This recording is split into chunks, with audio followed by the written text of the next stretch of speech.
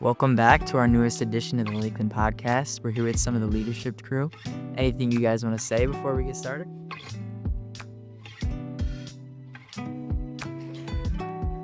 All right.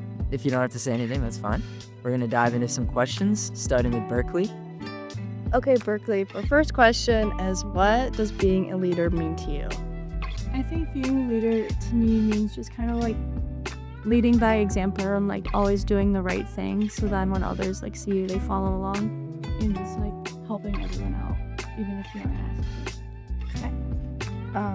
And how would you describe the culture of our school, Elizabeth? I mean, we have a great school here. How do you want to improve the culture? I think our culture at school is great. I mean, our leadership team as a whole leads by example, but it would be nice if we could have more participants in leadership, just to, branch out and have more people involved. Meredith, anything you want to add to that question? I think that like Lizzie said, our leadership group this year has been really great, and like we all work together a lot, helping each other out in different projects that sometimes doesn't require as many people as we need, but we're all willing to pitch in. But like she also said, it's been great to be able to involve people from other classes, and we want to continue doing that. And each of you say one word that you think every good student leader should have, like a quality. That makes sense. My word is positivity. I'd say patience. Selflessness. I'd say like drive. Okay. What really motivates you to join the leadership class? I mean, you guys help so many people. What is the one thing you'd really say that drove you to be a part of the leadership group? Leadership is a fun class to get away from like the classroom environment, but still be able to be involved in our school and just learn and develop leadership skills. I'd also say like just being able to put on different events around the school. Like things don't happen if there's not a group to do it. And being a part of leadership gives us like an opportunity, like Lizzie said, to not just be in the classroom, but to do events like homecoming and like pep assemblies and all of that, and just make the environment at school a lot better. And a couple of you guys can answer this, but how has your idea of leadership changed since being part of the leadership class here? Or has it changed? I mean, I'd say honestly, it's probably stayed the same over time, just because day in and day out in leadership, we're all working together, and like it's not just one person leading. Like everyone kind of has their instances where they kind of take charge, but overall we all just work together. Being a part of the leadership team, you guys are always looking to improve yourselves. What is one leadership skill you could say that you've improved over your senior year? I think probably like teamwork, because like I feel like when a lot of people think of being a leader, it's just like one person in charge. But in our class, we usually break up into separate like committees for different events. So I think being able to work well with like your committee or your group, like in our class and in the real world, is really important. You guys do a lot throughout the school, so what is one project or event you guys are most proud of organizing? I would say last semester the mock car crash was really that was a really good event that we put on, and even including the funeral with that brought a more touching aspect to it that I think that it really encouraged a lot of people. Okay. And you guys have had to face some challenges over your course of leadership. What challenges have you faced while planning school events, and how did you overcome them?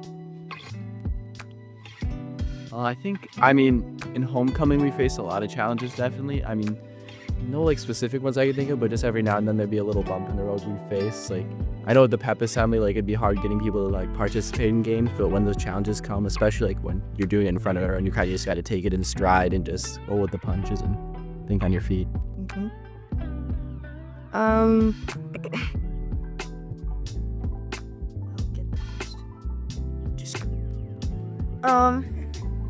How does the leadership class handle disagreements or different opinions? Because I know you guys are always voting on different things that's best for the school. So how do you guys get through those hard fights maybe? Yeah, so sometimes that does happen just in day of stress of events and everything. But what we have learned to do is just take a step back and realize why we're doing it and what our purpose is, and that just has helped us feel better at planning. Okay, and what strategies do you guys use to make sure everyone's ideas are heard? We use a lot of class discussions where we have different groups participate, and really we just talk about the ideas that we want to accomplish. And then we have Ms. Ailes work with us, and a lot of times we write things down on like the whiteboards, just trying to like see all of our ideas organized in one place. And then we usually try and find a solution that can kind of incorporate like everybody's ideas. How do you guys stay organized when managing multiple events or responsibilities? Like within homecoming, a million things go into that. So how do you guys manage that? Whenever we have big events, we normally like split up the class into like separate committees. So like, I mean, for homecoming, for instance, we had like the dance committee, the homecoming court committee, the pep assembly committee. And so each of those committees has like special jobs pertaining to their tasks.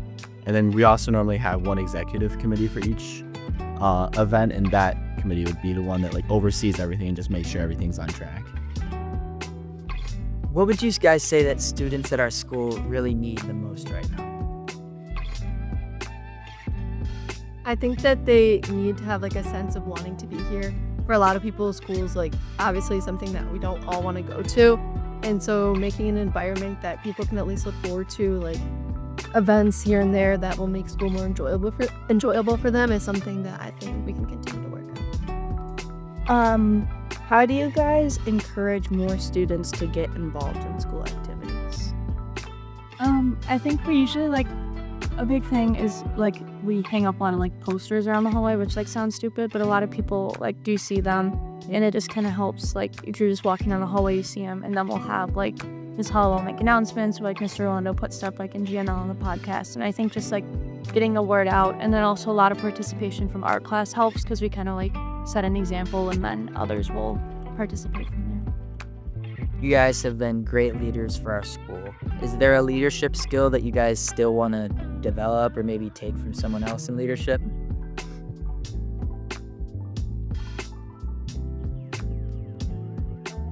No is okay.